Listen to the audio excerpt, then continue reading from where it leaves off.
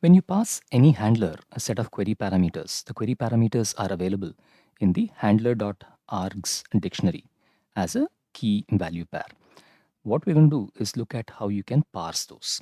First, let's take a look at how it's stored. So for example, if I pass to any URL question mark x is equal to 1, then handler.args is a dictionary with one key called x, and it has a value which is an array of strings, and because we passed only one value for 1, it has 1. If we said question mark x is equal to 1 and x is equal to 2, it is possible to pass multiple values for the same key. Then you get x again as an array with two values, 1 and 2, and both of them are strings. If you pass different keys like x is equal to 1 and y is equal to 2, then you get two different keys. The first is x, the second is y, and the values are still arrays containing their respective values. Now, if we wanted to parse these, there is a handler.argparse function which makes it easier to parse them, and the syntax for argparse is very similar to the Python argparse function. If you're familiar with it, great. You can just directly use it. If not, I'll talk you through how you can use this and see and explain how this would be used inside a function handler. So firstly, what handler.argparse does is it returns the same URL query parameters as an attribute dictionary. So if you said, for example, here's my function handler, and you assign to some variable args the result of handler.argparse, and you say that I'm expecting two variables x and y, then args.x will contain whatever is in question mark x is equal to 1, and args.y will contain whatever is in question mark y.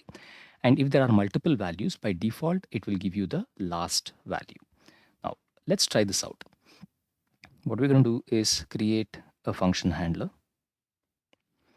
In this function handler, we'll call it args, and we'll have to create a method. So first, let's create the method. Well, for now, let's call it calculation.args, and then we'll add it. And that's pretty much it. So we'll submit this. It's in /args. Let's go to our code editor, and we'll define our args method. So def args of handler, and this will do an args is equal to handler.arg parse of x comma y.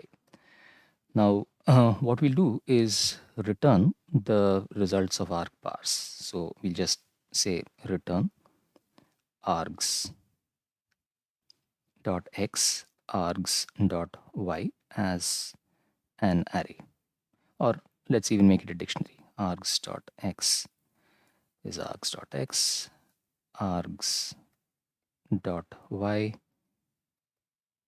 is args dot y, so that we know what exactly is happening here. Now if I take the output and go to /args, first it says I have a bad request, and the message is that x is missing. That is question mark x is equal to. Now the reason is because we said handler.argparse of x and y, which means x is required and y is required. So let's say question mark x is equal to 4 and y is equal to 6. So that gives us args.x, which has 4, and args.y, which has 6. And that should make it fairly easy to return something like a total of these. So if I wanted to return, let's say args.x plus args.y, let's reload this page. That returns a value, a single value, but it's 46, not 4 plus 6 is 10, which we'd expected. And that's because it's doing a string addition, not, that is a concatenation, not a number addition. So we're going to have to convert these to numbers. Let's take a look at how we do that. What you can do is, for any one of these values, you can specify them either as a string or as a dictionary. So you could say z is equal to a dictionary, or limit is equal to a dictionary, and one of the dictionary keys can be a type. So what I'm going to do is say that x is of type int. Let's define that. So handler.argparse of x is equal to type colon int. You'll notice that the int is specified as the native type integer, not as a string. And similarly, y is equal to type colon int. Now, if we do this and run the same thing, let's reload. And now we get 10 because these have been converted into the respective integer values. What happens if we add more x values and y values? So let's say and x is equal to 20 and y is equal to 40. Now that takes only the last values like I mentioned before, 60, which is 20 plus 40, and not the first set of values. Now, what about when I don't specify a value? So let's say I put x is equal to 4, but don't give a y. It says attribute error y.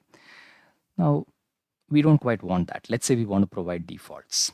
There is a way of providing defaults. You just say default colon and put in whatever value you want. So I could, for both of these, say default is 0. And let's see the result of that. So now it just says the result is 4 because y defaults to 0. And if I didn't put x also, it would default to 0. Now that allows me to get any value, even if it's not specified, using a particular default. One other thing that we can do is limit it to a set of choices. So for example, if we said we want gender, but it can only be M capital or F capital, then this is what we would use. Let's try that out. We add a new argument, gender is equal to choices colon M and F. And in the output, well, first before that, let's maybe comment these out and just say args.gender.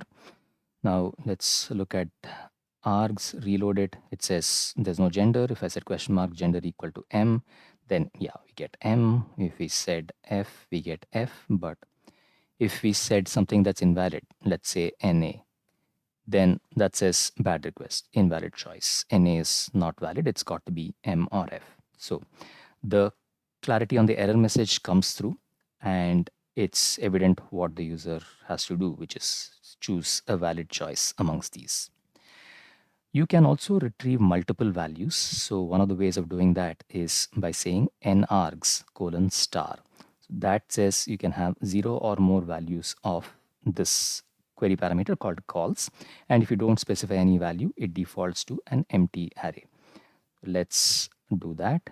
We'll add a calls is equal to, and let's comment this one out. So calls can be an array of strings at the moment. Let's return calls. We'll take a look at the output. Just go to /args, and by default, calls is returned as an empty array. I said question mark calls is equal to A, that has A, and calls is equal to B, that has B, and calls is equal to C, that has C. If I wanted these as a particular type, let's say integers, then we can still add a type colon int to this, and that will do the type conversion. So if I said calls is equal to 29 and calls is equal to 50 and calls is equal to 96, that converts them from the values into strings. Of course, if there was something that could not be converted, let's say 96.6, then it says I can't convert 96.6 to an int. Or if I have ABC, then it says I can't convert ABC to an int, and reports a clear error message. Now, one of the things that you can do is also specify that all of the arguments must be returned as a list. To do that, the first thing that you pass is list as a query parameter to argparse. If that happens, every single one of the values by default becomes a list like we saw calls for. Let's try that out. What we'll do is just say list, comma, and add x and y. And now let's return args of x and args of y. And that would return the concatenated array. This isn't as useful as putting in a specific item as a list using nargs, because that way you get individual control over what parameter gets what value. So to summarize, you can specify argparse to parse parameters, and each query parameter can be mentioned directly as a string. So what that'll do is raise an error if that particular name is missing, or you can specify a default value to it by passing it as as an argument key and the value as a dictionary with the default. You can specify a type, which can be integer, boolean, float, whatever. You can specify whether you have a single argument, in which case you don't have to specify n args, or multiple values, in which case it becomes a list. And you can specify choices. There's one other thing that we haven't covered, which is renaming.